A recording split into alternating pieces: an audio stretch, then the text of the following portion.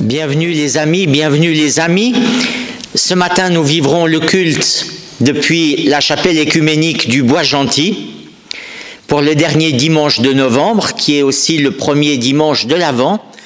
Nous avons la joie de vivre ce culte avec la communauté des sourds et des malentendants qui se réunit ici régulièrement dans cette chapelle. C'est donc un culte animé avec mon collègue Jean-Charles Bichet et avec Solange Rudin, l'animatrice catholique de la communauté des sourds et des malentendants.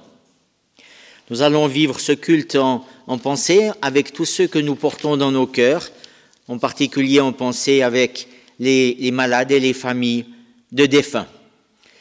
Nous entrons dans le temps de l'Avent, et vous avez vu que Avant, ça s'écrit A-V-E-N-T. Ça veut donc pas dire qu'on est forcément avant quelque chose, mais ça veut dire que c'est une aventure, que c'est quelque chose qui arrive, qui va nous surprendre, qui advient. Pendant cette période, l'habitude de l'Église, c'est de mettre quelque part une étoffe violette. Voilà, j'en ai mis une aujourd'hui. C'est la même couleur qu'on met dans le temps qui précède Pâques, parce que le temps de l'Avent, comme le temps du Carême, est un temps de réflexion, de retour sur soi et de préparation intérieure. Pour entrer dans ce culte, cette parole de Jésus qui résonne, le ciel et la terre passeront, mais mes paroles ne passeront pas. Cette promesse est pour nous. Le ciel et la terre passeront, mais mes paroles ne passeront pas.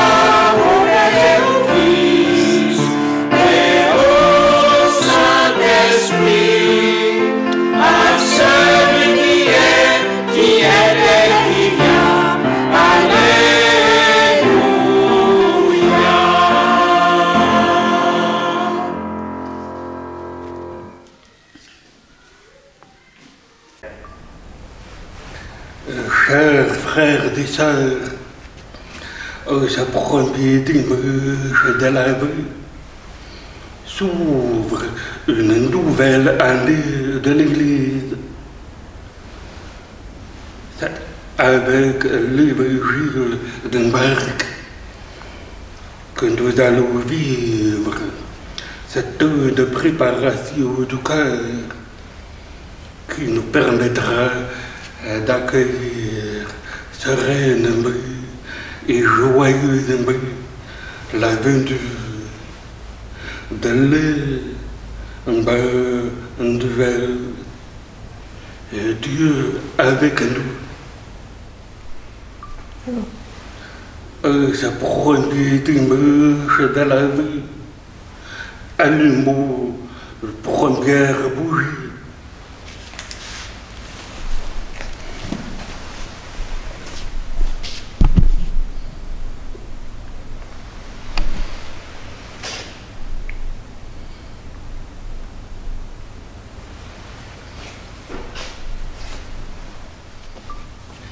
La première bougie afin que sa lumière éclaire nos cœurs vers Dieu.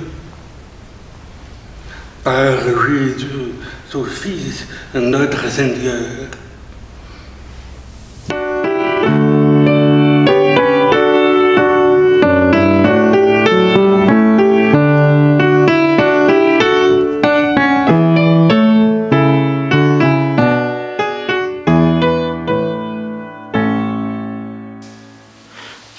Je vous propose de prier le psaume 27, le psaume qui parle de la lumière qui vient, de la lumière de Dieu par excellence.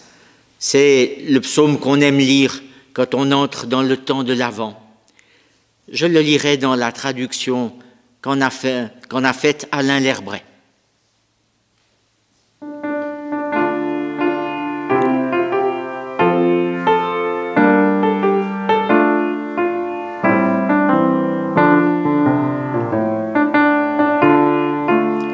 Le Seigneur seul est ma lumière, est mon salut. Alléluia de lumière. Qui redoutera? Brasier de la face, comment trembler? Dehors, il n'est que guerre, fer et feu, ombre et menace, visage dur pour m'assiéger dehors.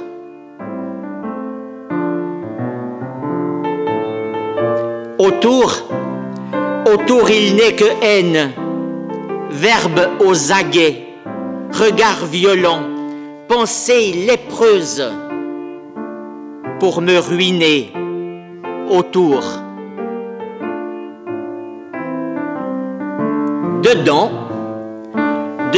il n'est que paix, beauté incandescente, secret savouré, Dieu recueilli pour me saisir dedans.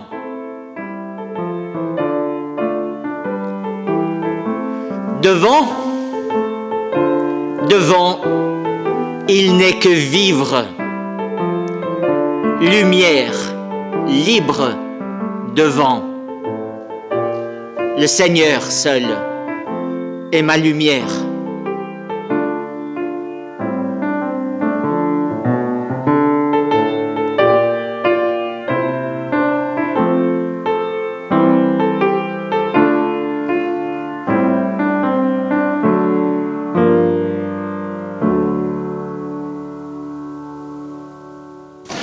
Je vous invite à écouter l'évangile du jour. C'est un passage de l'évangile de Marc au chapitre 13. Et pour bien comprendre ce texte, c'est intéressant de pouvoir le situer. Ce texte fait partie de ce qu'on appelle la petite apocalypse de l'évangile de Marc. Ce texte se situe juste avant le récit de l'arrestation de Jésus et donc avant sa passion. En racontant l'histoire d'un maître qui s'en va, Jésus nous donne un message à nous et à tous ses disciples pour que nous sachions comment supporter et surmonter son absence. Il y a beaucoup de textes bibliques qui parlent du maître qui s'en va et on ne sait pas quand il reviendra. La parabole des talents ou des vignerons ou des vierges folles et sages. Quand Marc écrit ce passage en l'an 60 environ, la toile de fond historique, c'est probablement la destruction du temple de Jérusalem et les premières persécutions massives des chrétiens. Marc a donc probablement l'intention, en rédigeant son évangile, de réconforter ses fidèles, de les encourager à tenir bon dans l'adversité. Tenir bon dans l'adversité, c'est probablement encore un message nécessaire aujourd'hui. Le but d'une apocalypse, contrairement à ce qu'on croit trop souvent, ce n'est pas de faire peur en parlant de catastrophe, mais de faire surgir la promesse d'une intervention de Dieu, aussi décisive maintenant que quand il a fait sortir le peuple de l'esclavage. Une apocalypse, ce n'est pas des prédictions, mais c'est la révélation, la mise au jour de ce que nous sommes capables d'accomplir dans la main de Dieu et sous son regard. Dans les lignes qui précèdent le passage qu'on va lire, Jésus évoque toutes les calamités qui peuvent bouleverser nos vies et la vie de notre civilisation. Il ajoute, comme une conclusion, « Oui, le ciel et la terre passeront, mais ma parole demeure à jamais. » C'est cette parole que nous allons méditer. Au-delà de tous les bouleversements, il y a encore un avenir avec Dieu, et en écoutant cette parole, nous construirons avec lui le monde nouveau. Que Dieu nous accorde son esprit pour que, dans ce texte biblique, nous entendions ce qu'il veut nous dire aujourd'hui. Nous lirons ce texte 2 fois, avec 2 voix différentes. Que Dieu ouvre nos cœurs en même temps que nos oreilles.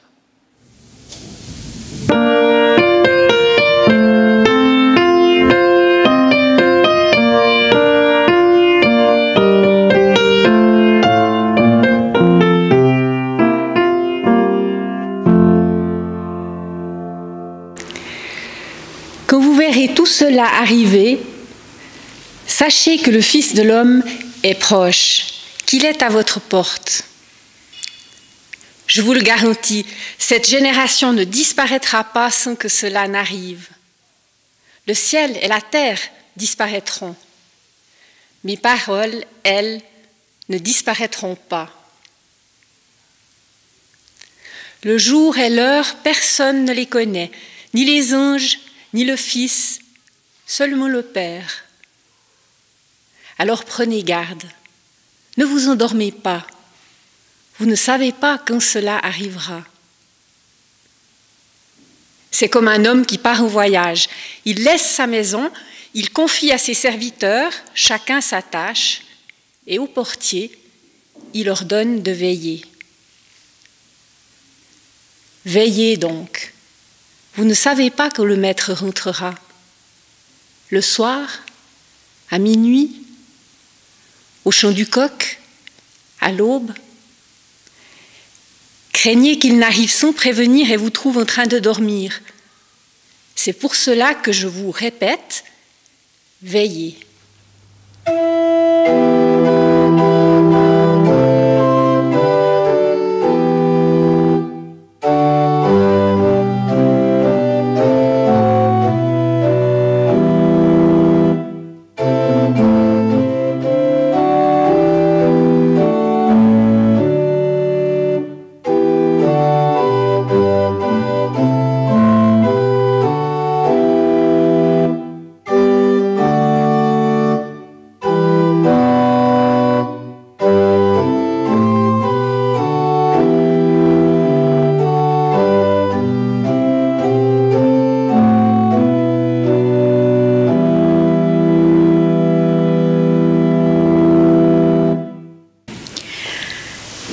Pour ce qui est du jour ou de l'heure, personne ne les connaît, pas même les anges dans le ciel, ni même le Fils. Le Père seul le sait. Faites attention, restez éveillés, car vous ne savez pas quand le moment viendra. Ce sera comme lorsqu'une personne part en voyage.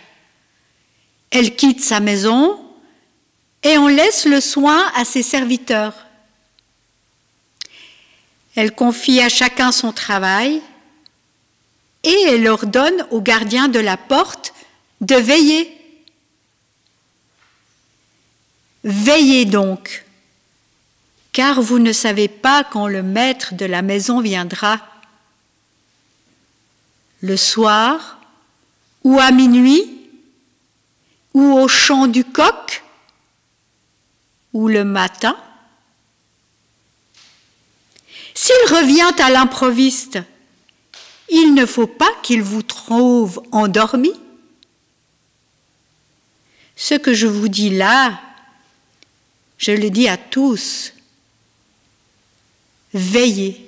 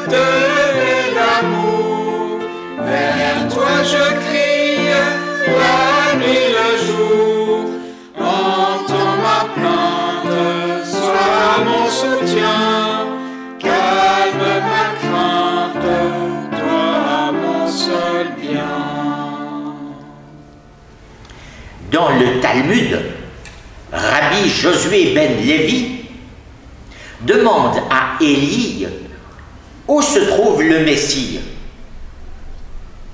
Élie répond que le Messie est aux portes de Rome. À quoi le reconnaîtrai-je? Demande le rabbi. Élie répond, le Messie se tient au milieu des miséreux, atteints de toutes sortes de plaies.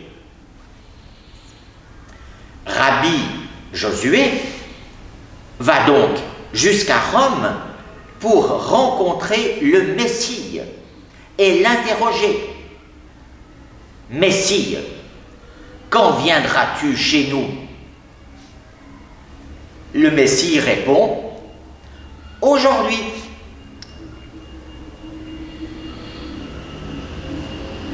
Rabbi Josué rentre chez lui et il dit à Élie, le Messie m'a menti. Le Messie m'a promis qu'il viendrait le jour même. Et il n'est pas venu. Alors Élie répond, le Messie a voulu dire, aujourd'hui, je viens vers vous si vous écoutez ma voix.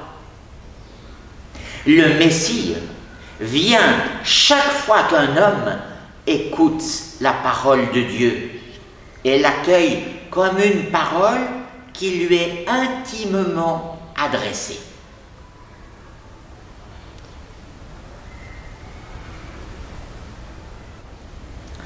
On ne sait pas quand Jésus va revenir. Même les anges ne le savent pas. Même le Christ affirme qu'il ne le sait pas non plus. Les hypothèses à ce sujet, les spéculations sont inutiles et sans intérêt. Depuis les premiers siècles, on a annoncé des centaines de fois que c'était telle année, l'année du retour du Christ. Et on s'est toujours trompé. Alors nous sommes dans cette période qui semble interminable, où les croyants attendent le retour en force de Dieu, l'accomplissement de sa promesse, l'installation du royaume sur la terre.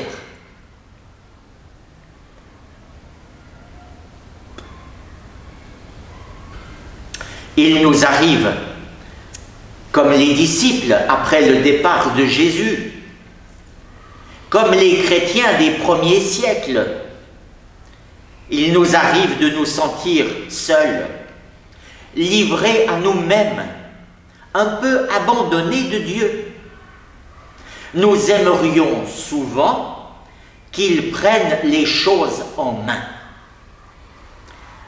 Mais Dieu ne veut pas que nous soyons des marionnettes. Il nous veut libres, responsables, autonomes. Et c'est pour cela qu'il nous laisse nous débrouiller.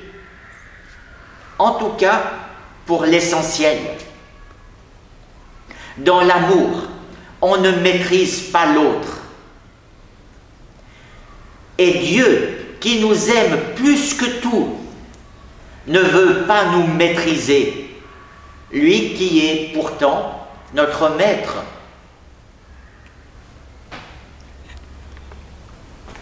C'est dans l'aventure humaine, individuelle ou collective, de nos initiatives sans contrainte, que peut s'éveiller notre pleine dimension humaine, notre dignité d'enfant de Dieu dans toute sa plénitude. Dans l'attente de l'accomplissement des promesses de Dieu concernant un monde de paix, son royaume, quelle est la tâche des êtres humains? Eh bien, ce texte de Jésus nous dit, c'est simplement de rester à sa place et d'accomplir ce que nous avons à faire au mieux. C'est cela que Dieu attend de toutes les personnes, de toutes les nations.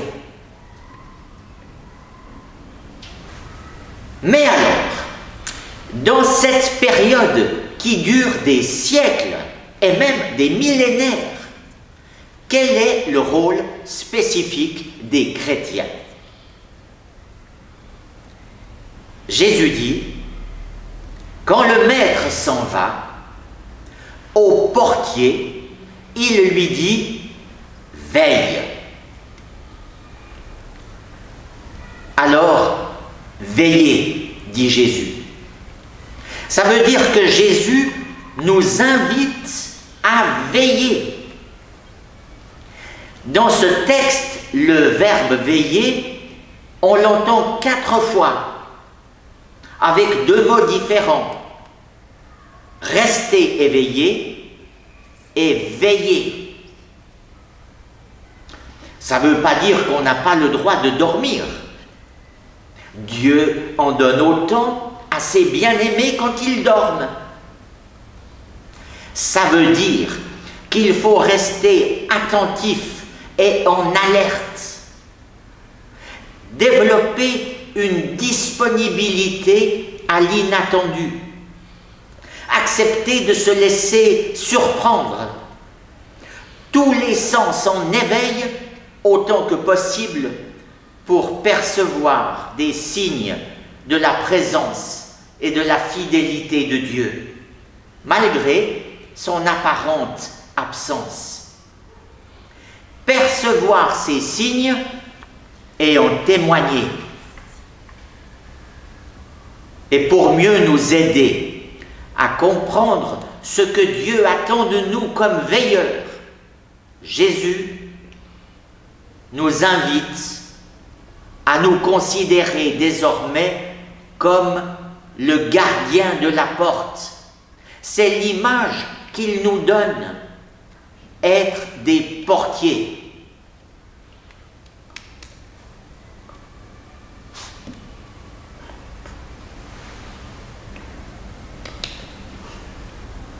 Le véritable disciple est appelé à devenir un portier, c'est-à-dire à se tenir ni dedans ni dehors, à la limite, à la frontière, au passage, aux marges, dans l'interface.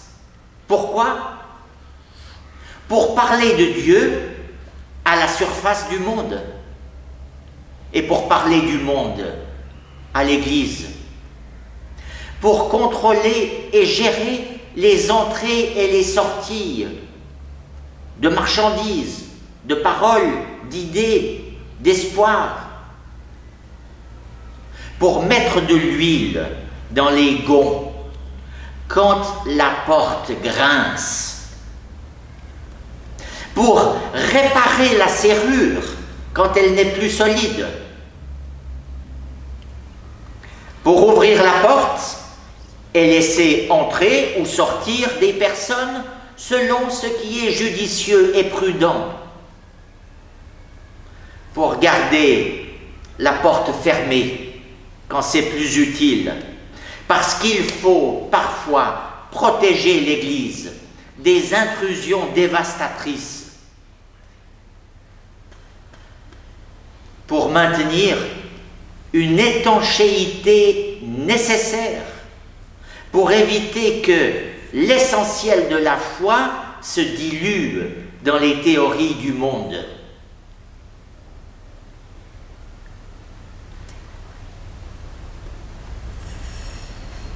Maintenir une étanchéité et en même temps préserver une porosité, une perméabilité, pour que l'Évangile puisse se répandre et se diffuser. Vous voyez, les règles pour la survie de l'Église sont les mêmes que la régulation des échanges qui préside à la vitalité des cellules de tout organisme biologique.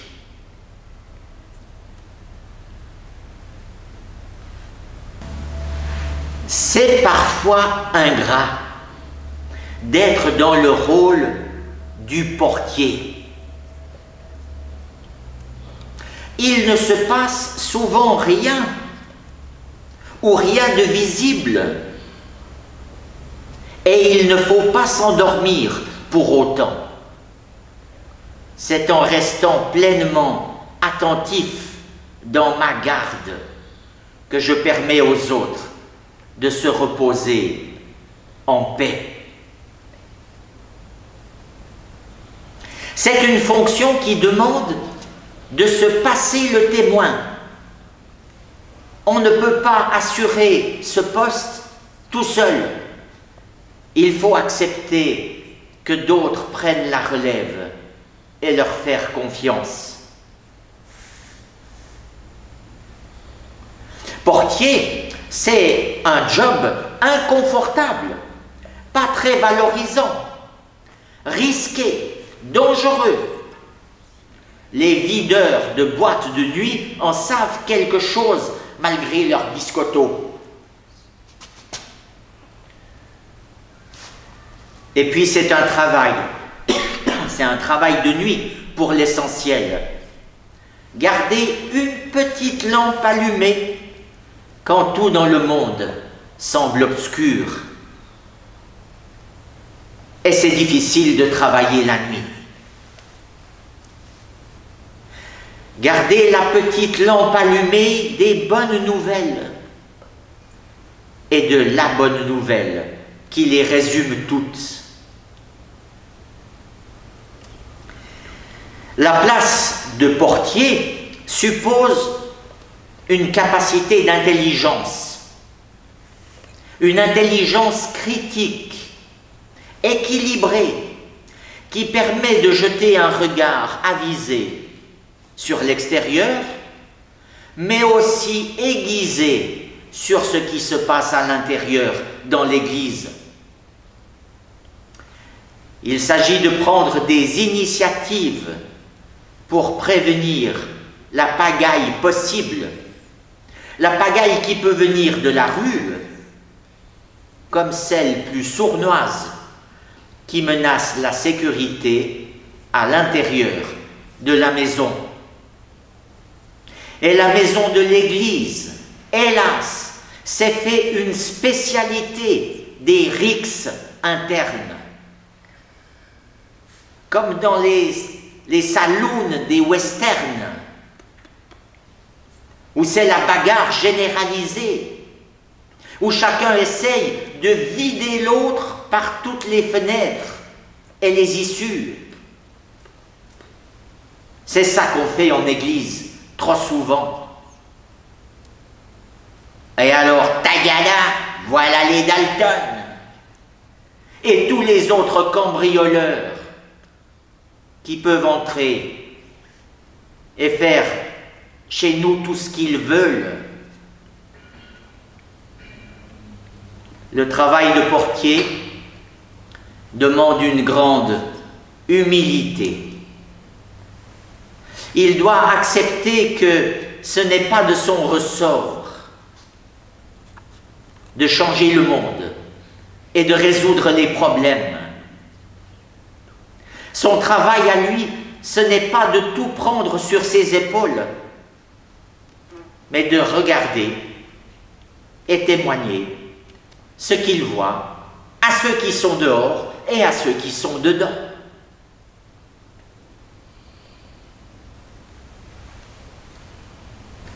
Pour que la mission du portier soit vraiment accomplie, la capacité d'émerveillement doit rester intacte. L'émerveillement, c'est la clé. L'émerveillement dont les enfants sont capables. En effet, le portier doit percevoir les plus infimes signes qui laissent penser, découvrir, croire que Dieu est présent et que son royaume se développe. Et ça, c'est merveilleux. Les chrétiens doivent donc lutter inlassablement contre ce que le pape François appelle la dégradation de l'étonnement. Qu'est-ce que ça te fait de découvrir ou de redécouvrir que Dieu veut faire de toi un gardien de la porte, un portier, une sorte de concierge du grand immeuble de l'Église et du monde? Tu es prêt à signer le contrat, même si c'est mal payé? Même en sachant que ta démission ensuite ne sera jamais acceptée?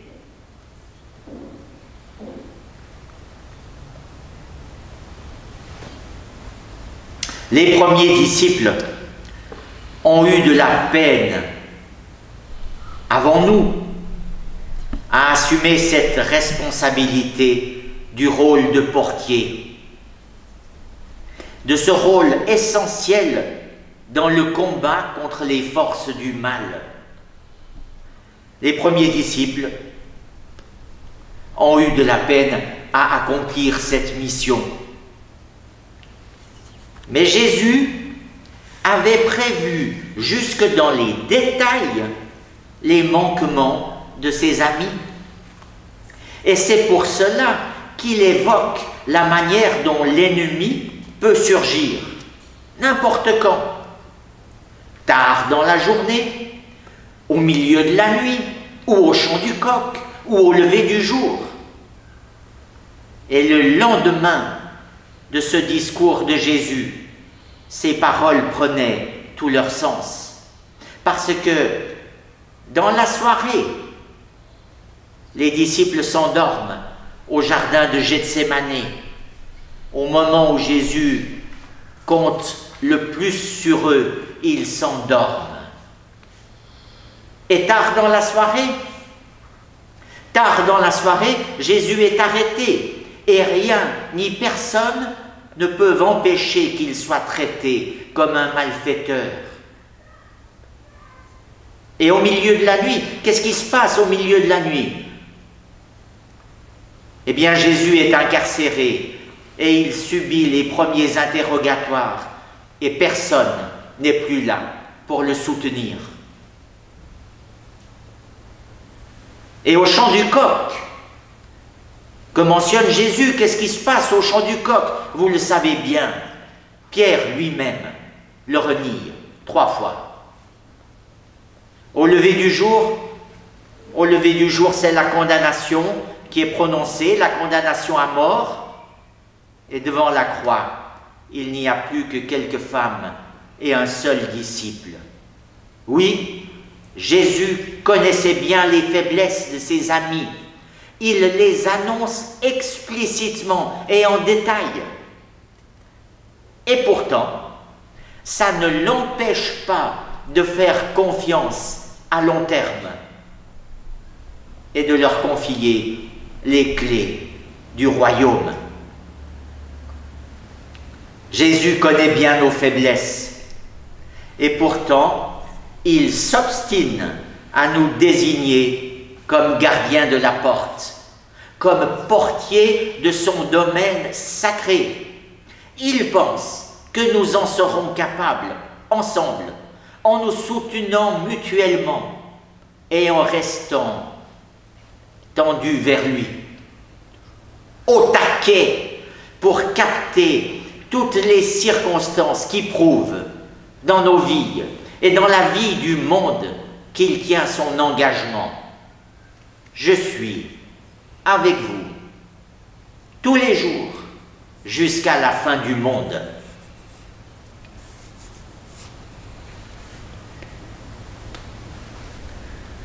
Pour que nous tenions le coup avec persévérance, Jésus ne nous laisse pas démunis. Il nous accorde un atout décisif, son autorité, sa puissance. Pour ceux qui lisent le grec, son exousia. Au moment de partir, il ne garde pas pour lui cette autorité qui est la marque de sa seigneurie. Il nous donne sa puissance pour que nous ayons la force de convaincre et le courage de nous opposer efficacement quand c'est nécessaire. L'esprit que Jésus nous envoie n'est pas un esprit de timidité, un esprit pour le repli terne, mais c'est une force, une puissance pour un rayonnement joyeux. Jésus nous promet de revenir, non pas seulement à la fin des temps dans sa gloire, mais, comme dans l'histoire juive racontée au début tout à l'heure, chaque fois que nous écoutons sa parole, et que nous la prenons au sérieux. Oui, il revient dans nos cœurs et au cœur du monde. C'est la grande promesse d'un nouveau Noël, chaque jour. Non pas chaque 25 décembre, mais chaque jour. Quand vous êtes 2 ou 3 réunis en mon nom, je suis au milieu de vous. Voulons-nous veiller comme des portiers courageux pour faciliter sa venue, son surgissement dans le monde d'aujourd'hui, avec toutes ces détresses, toutes ces maladies, toutes ces angoisses? Voulons-nous assumer cette tâche? En avons-nous la détermination? En avons-nous la sagesse? En avons-nous la patience? En avons-nous le courage? En avons-nous l'humilité? Et si nous manquons de tout cela, avons-nous la simplicité de lui demander de nous en renouveler les provisions pour la route, parce que l'aventure qui s'annonce peut être encore longue. Amen.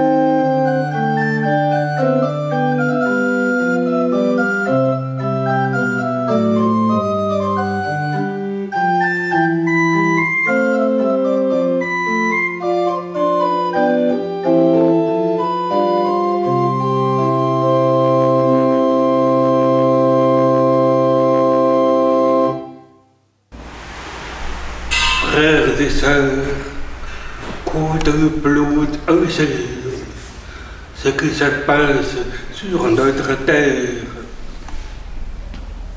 les conflits armés, bien des endroits du monde, le réchauffement climatique qui nous atteint de près et au loin, la pandémie de Covid-19 qui frappe durement nos familles, nos proches. Tout cela nous attriste, fait fondre notre courage et menace de souffler la flamme de notre espérance. Reconnaissez notre fragilité humaine. Nous pouvons prier ensemble.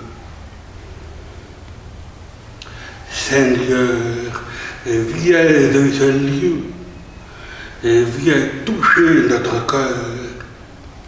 Le Seigneur Jésus nous le rappelle. Je le dis à tous, restez éveillés.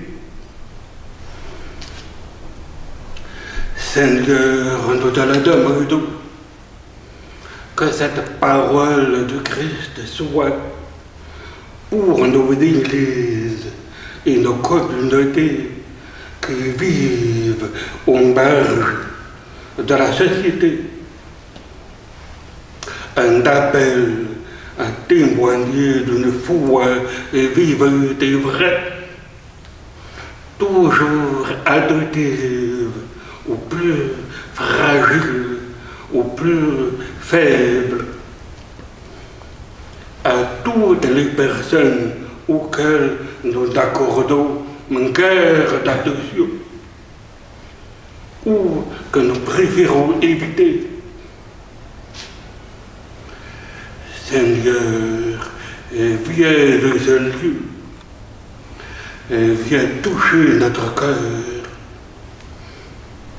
Le Seigneur Jésus nous le répète, je le dis à tous, restez éveillés.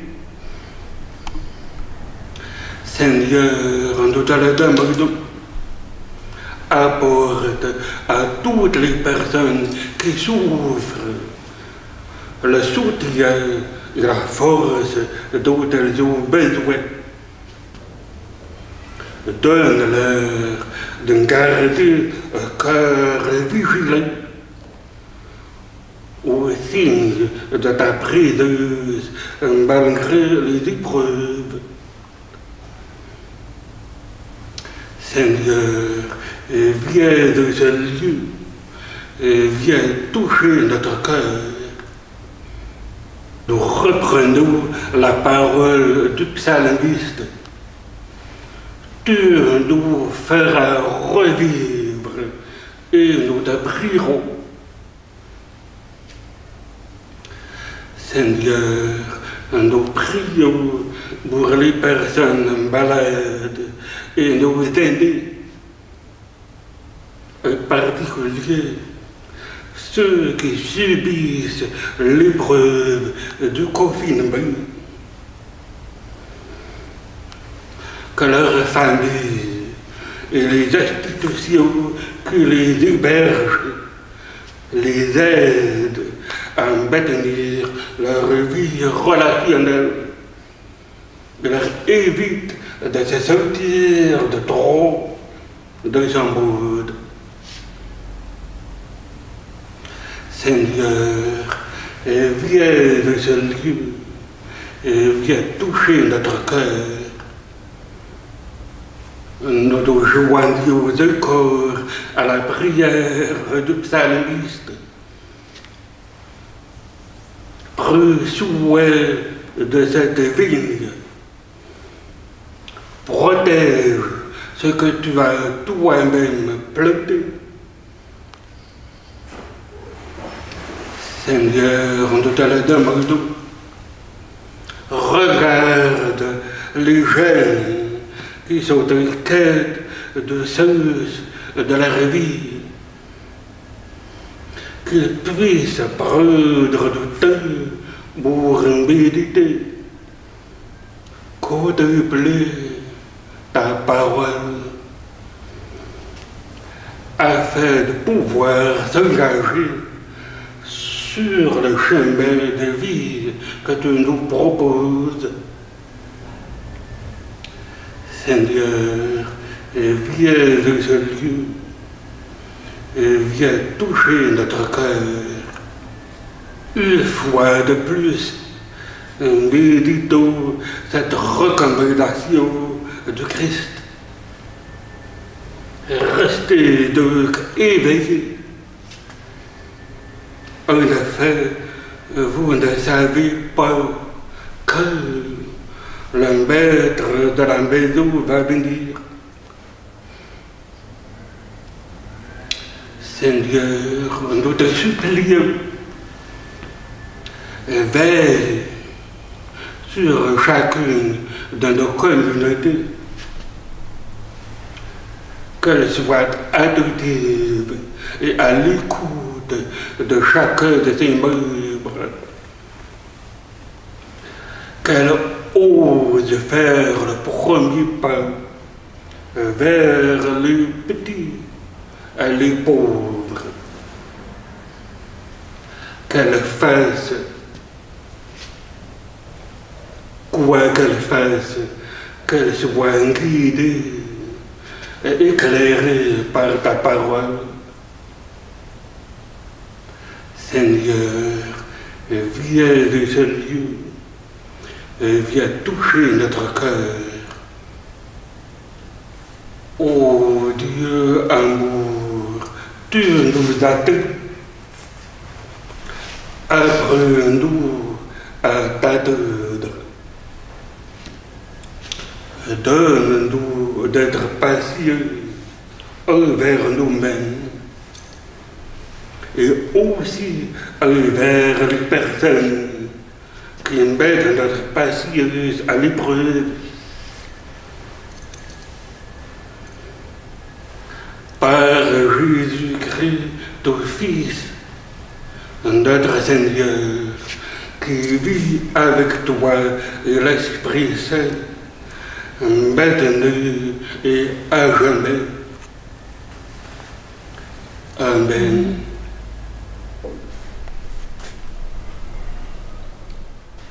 Prions ensemble avec la prière que Jésus lui-même nous a enseignée.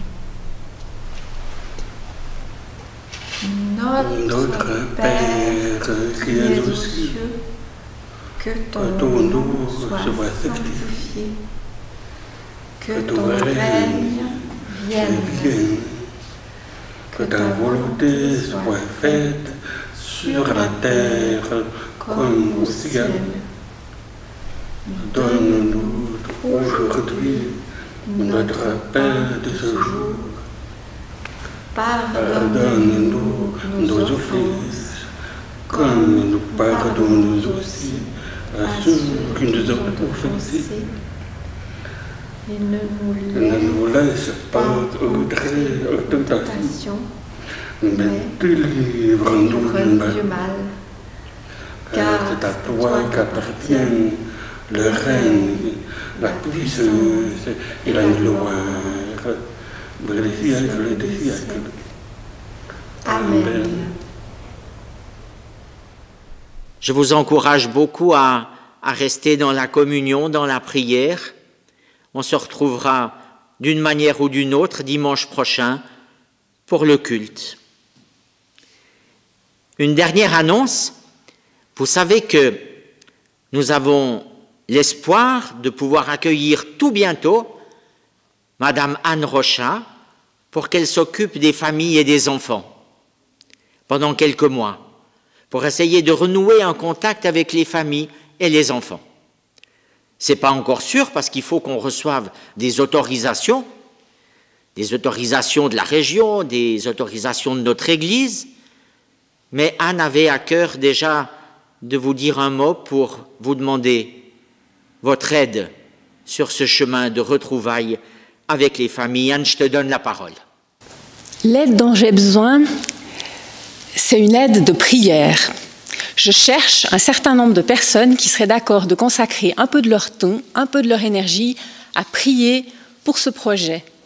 Parce que je vais faire le travail, je vais prendre mon téléphone, je vais écrire des lettres, je vais organiser des activités, mais si Dieu ne se mêle pas de l'affaire, on ne va pas arriver à grand-chose. Et j'ai vraiment besoin que ce projet soit porté, pas seulement par moi, mais par toute la communauté de Bellevaux-Saint-Luc et par des prieurs fidèles que je tiendrai au courant de l'évolution du projet et à qui je confierai des sujets de prière tout à fait concrets régulièrement au fur et à mesure que le projet avancera.